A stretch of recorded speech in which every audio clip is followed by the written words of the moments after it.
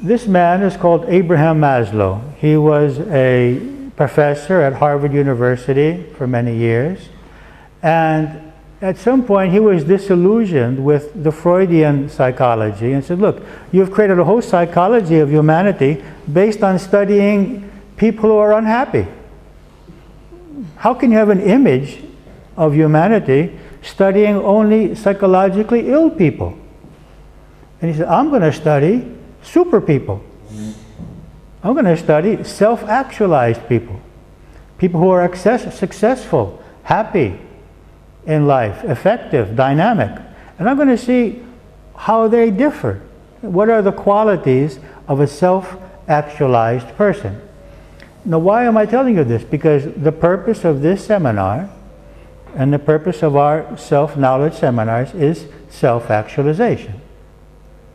It's manifesting ever higher aspects of ourself in our daily life. That is, self-actualization means that there are parts of ourselves that we have not yet brought forth, that we have not yet actualized, okay? So what are the 13 qualities, according to Maslow's study, of self-actualized persons? A superior perception of reality. What does that mean? Less distortion. How many of you have met people that distort reality? How many of you have not met people who distort reality? I mean, every time we fear, we distort reality. Oh, we're in danger. This is a distortion of reality. We distort reality when someone wants to help us and we feel like they're criticizing us or trying to control us. So we distort reality when we hear about an illness and suddenly I've got that illness now. Okay. So we're continuously distorting reality. Self-actualized people don't do this. They have clearer vision. They have less emotional disturbance. Okay? Secondly, greater acceptance of themselves and others. What I'm doing now is describing who we can be. Okay? When do I not accept myself and others? Okay? When I am programmed. Okay? And I have certain expectations of myself, certain expectations of others, and when I or they do not fulfill them, I reject. Okay? So they have a greater sense of understanding, of acceptance of themselves. And these go together. The more accepting I am of myself, the more I am of others. And if you find a person that's easily rejecting other people, he's probably pretty hard on himself too. Okay, so you should have compassion for this person because he's probably criticizing himself all the time. Increased spontaneity, that is freedom to move in the moment with what is happening. They may have a program, may have a system, but they're free to move.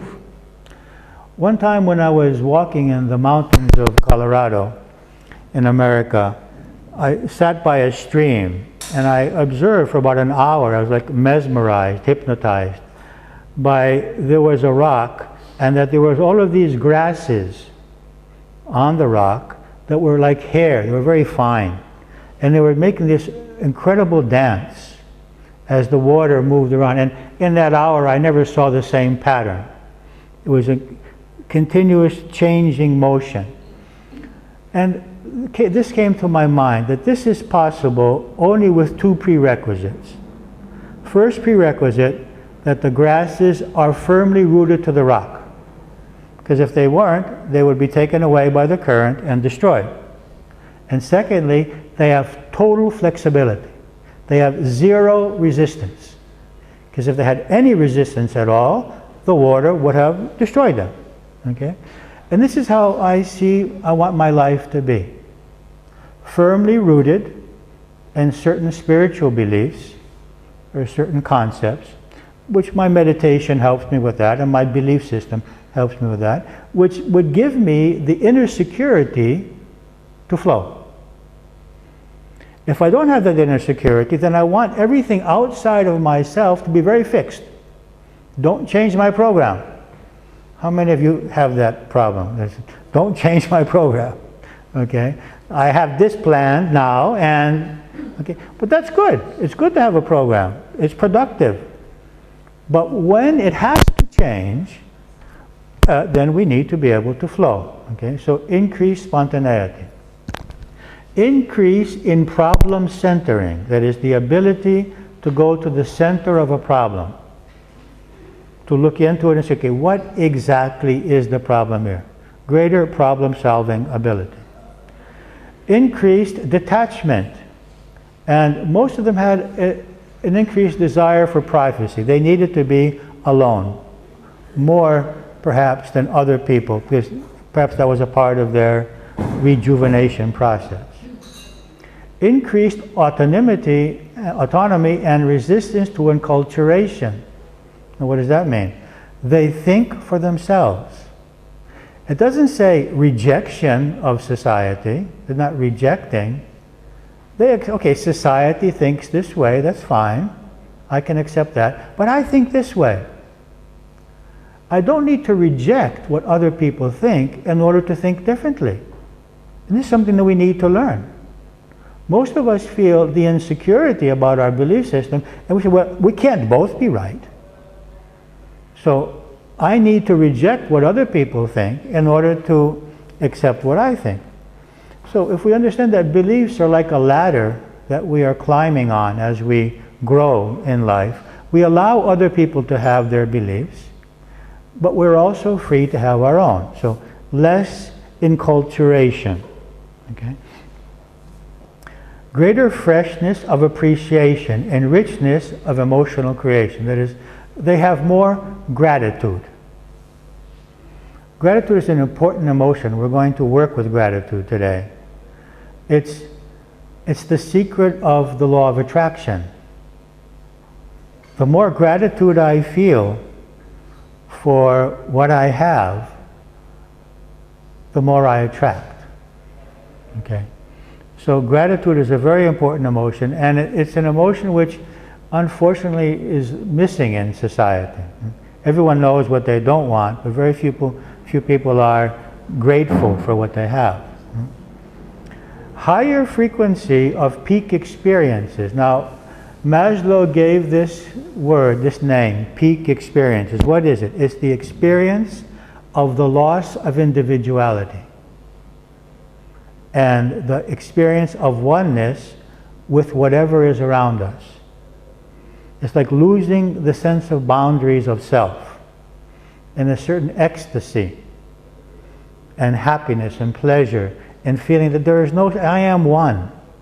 Now you may have experienced this in nature, in the sea, making love, dancing, singing together with other people, the loss of the sense of separateness. And he would call these peak experiences. Increased identification with the human species, and consequently less identification with the ego or with the nationality or the religion or the political group. That is, I begin to see everyone as brothers and sisters. And I'm less enclosed in a specific grouping. This is one of the qualities of the self-actualized people. Change, the clinician would say, improved interpersonal relationships.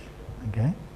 More democratic character structure. The self-actualized person is able to be more democratic. He doesn't need to threaten, doesn't need to play games. He believes in hearing other people, and he believes in the process of coming to a conclusion as a group.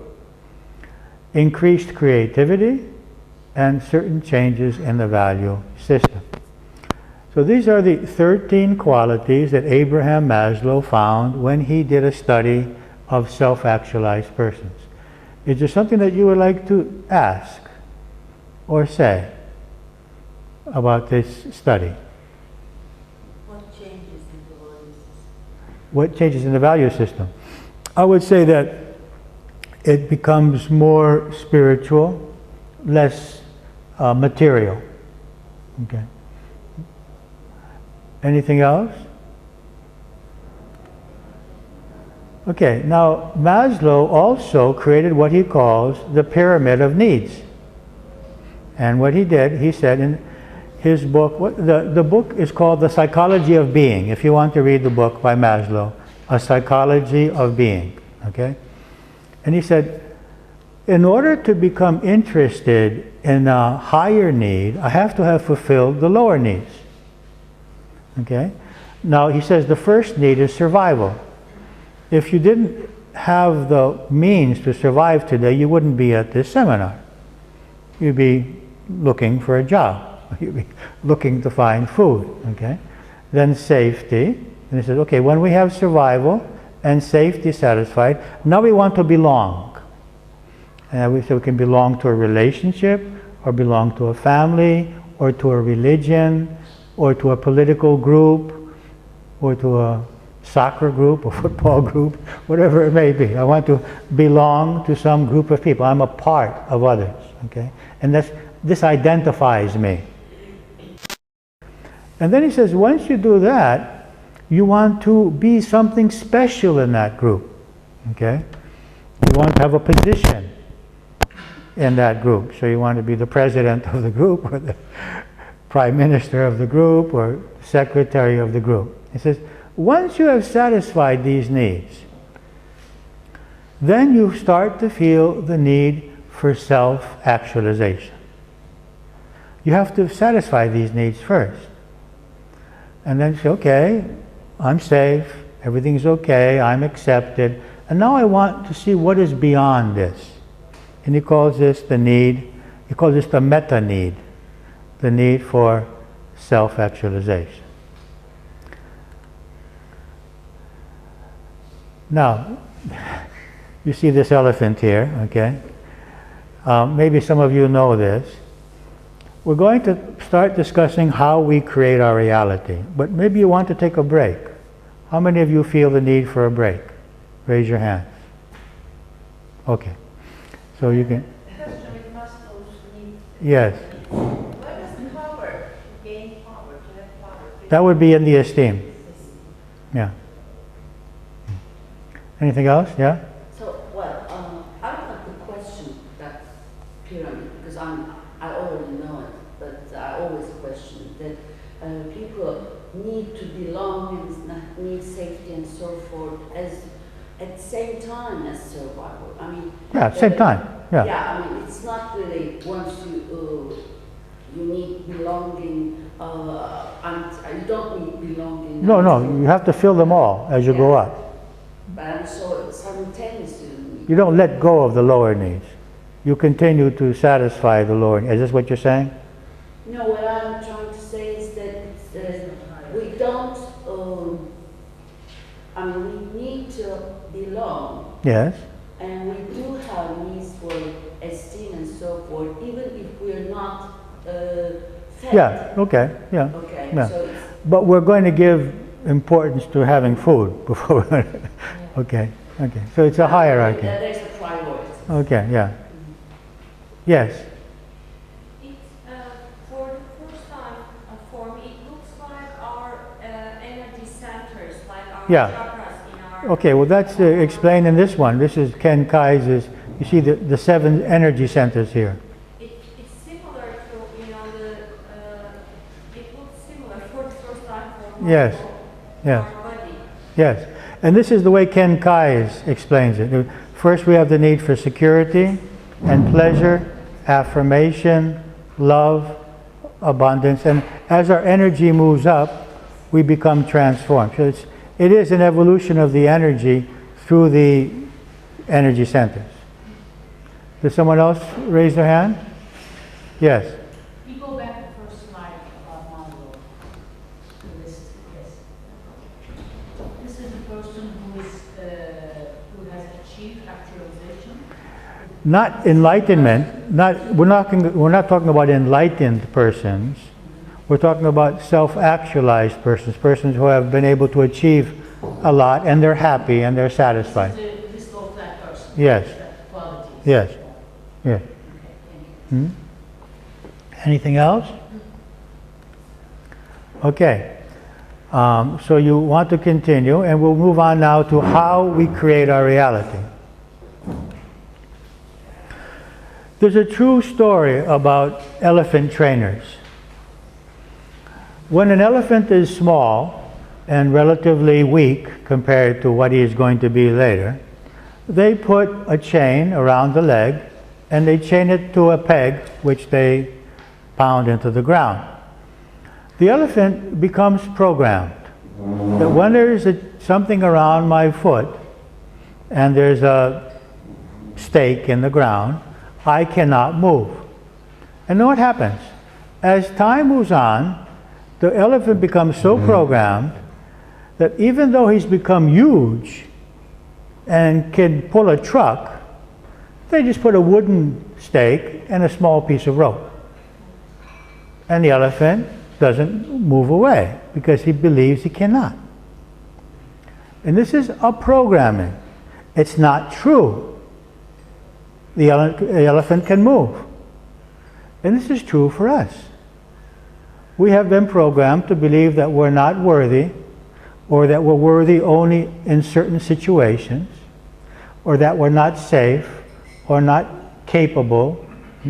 And although that reality is not true, we continue to function with the programmings that have been put into our subconscious mind in our childhood years. So we are very much like this elephant. But we are born weak as a human species. I mean, Yeah, but we're not. we seek attention. Mhm. Always have something we are not aware of. Exactly. So that's how it starts, I guess. Exactly. And the elephant was weak, but it's not now. Yeah. So what happened is that we haven't grown out of these false conclusions. And this is what we need to do. This is the process of self-knowledge. Discovering the false beliefs which are limiting my happiness, my expression, my creativity in life. Okay? And this is what we want to do. And replace them with new, empowering beliefs. And we will do that. We will discuss how to do that today. So how we create our reality. Now, our reality, as I explained, is created by two factors. The first is what is happening or has happened, okay? Or what we believe might happen. So one aspect of our reality is the external reality. And we will discuss in a little while what may cause the external reality. Because according to Newtonian physics, we have nothing to do with that. But according to quantum physics, we have everything to do with that. Okay? But few of us have come to the level of taking responsibility for our lives to say, I am in some way responsible, not to blame. Let go of the word blame. There's no blame. I am in some way responsible for everything that happens in my life. I am in some way the creator of my life situations. But the second aspect is what I believe about what is happening, how I interpret it. And here I think you can agree with me that this is true. You may not agree with me that we are the creators of what happens, but I think you have to agree with me that we are the creators of what we do in our minds with what happens. Does anyone disagree with that? It's difficult to disagree with that because I create in my mind what is happening. Okay? The other person may be the creator of the behavior which is bothering me, but I am the creator of what happens in my mind when that person behaves in that way. Now, we're going through a short series of slides about emotions, and then we're going to go into how to analyze emotions. This is a small section. Now, how do most of you feel about letting your child take a bath with this python? How many would allow it? So why are his parents allowing it? And he's cleaning his head. It's a matter of beliefs. His parents believe that it's safe. we see this is unacceptable. How is this possibly happening? Okay? So it's a matter of beliefs. Our reaction, our inner reaction, is dependent on what we believe about what we see. Now, every time we have an emotion, that emotion affects the hypothalamus and the pituitary gland, and the hypothalamus excretes what we call peptides. Now, you can find this information in the book Molecules of Emotion by Candace Perth, who is a chemist, okay? A biochemist. These peptides, which are a form of hormones, are accepted by receptacles on the cells of our body. And every time we have a specific emotion, our cells receive the peptides or hormones of that emotion. And what happens? These substances are actually very similar to drugs, to caffeine, to nicotine, to heroin. Okay, these have the similar makeup. And what happens? We become chemically addicted to the emotion.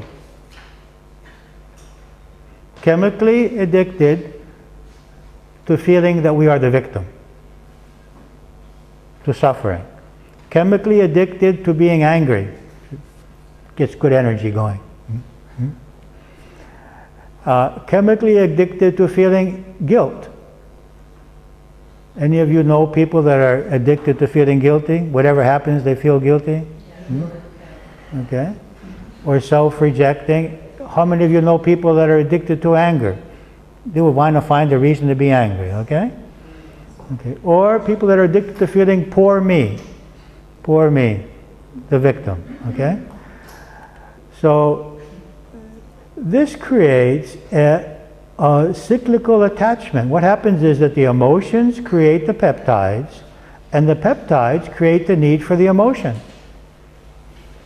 And so we become enclosed in a process of finding situations and even creating situations in which we can feel the emotions that we are addicted to.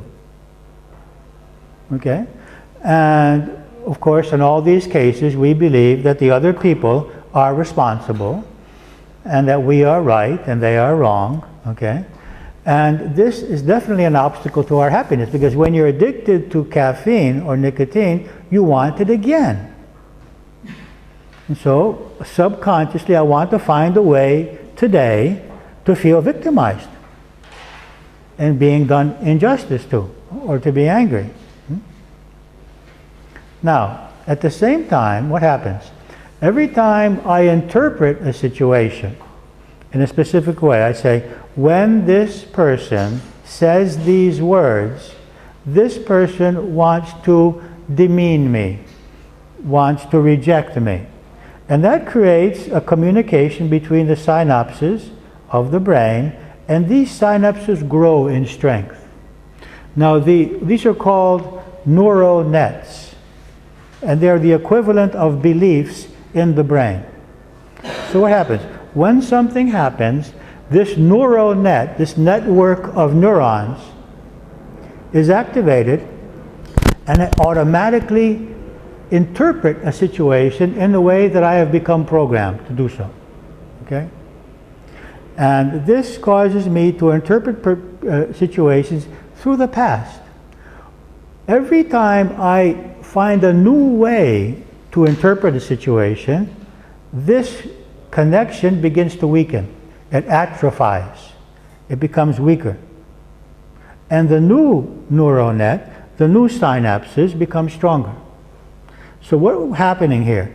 Every time when a situation happens, which usually causes me to feel pain, or fear, or anger, or hurt, or injustice, every time I am able to interpret that in a different way, I'm changing the programming of the synapses, and I'm getting free from the addiction to the peptides, to the neurons. And I'm changing my body's chemistry, and I'm changing the structure of the neural nets in my brain. Yes? Do we lose the old synapses? They begin to atrophy. Yeah. Can it always, you know? Well, if something really super happens, then it can become activated again. But the idea is that, is that still recording? You want to check that? Is it okay? They become weaker and weaker. And in a specific situation, however, they can become reactivated. But in general, we become happier. You never lose it. Yes, less lost. But it's there, but it's very weak. And hopefully, eventually, not functioning at all. I'll tell you a little story. Once there was a student, and this is a true story, who asked his teacher, how is it that you are always in your center? Your center. That you're always peaceful, that nothing ever bothers you. And he says, you see, it's not true that I'm always in my center. It's just that I return there before you can see it. Okay? So there's a part of the mind which will always say, oh, danger, but we will, if it took us days to see it now, eventually it will take us hours, and then minutes, and then seconds. Okay? So this is the process. Yes? Can we say that some people will have some more difficulty to make exercise? Yes. Yes. Just because of chemical things? Yes, some people may be more addicted, either because of their body chemistry, or because of their childhood experiences, which have caused this to be more ingrained. Another reason it may become difficult is that we make an investment in these states. These are called secondary benefits. The benefit of being the victim is that I'm the good guy, and the other one is the bad guy. Okay, so everyone subconsciously likes to be the victim.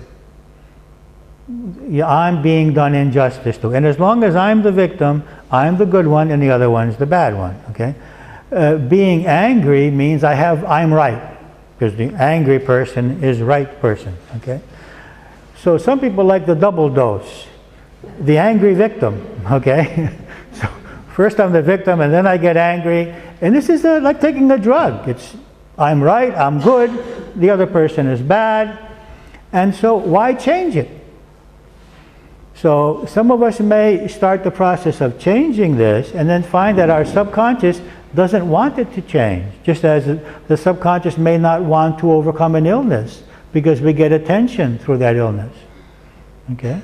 Or may not want to let go of anger because we feel that our anger protects us from other people. Okay? So we call this psychological reversal.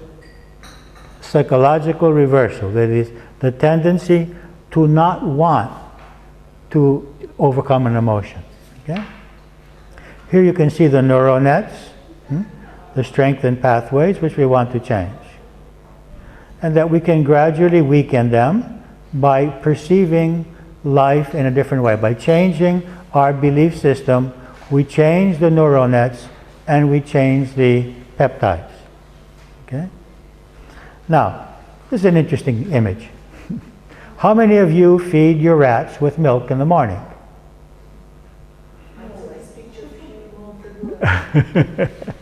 Okay, this is in a temple in India. This woman sees these rats as expressions of the divine, sees all beings as expressions of the divine, and brings milk.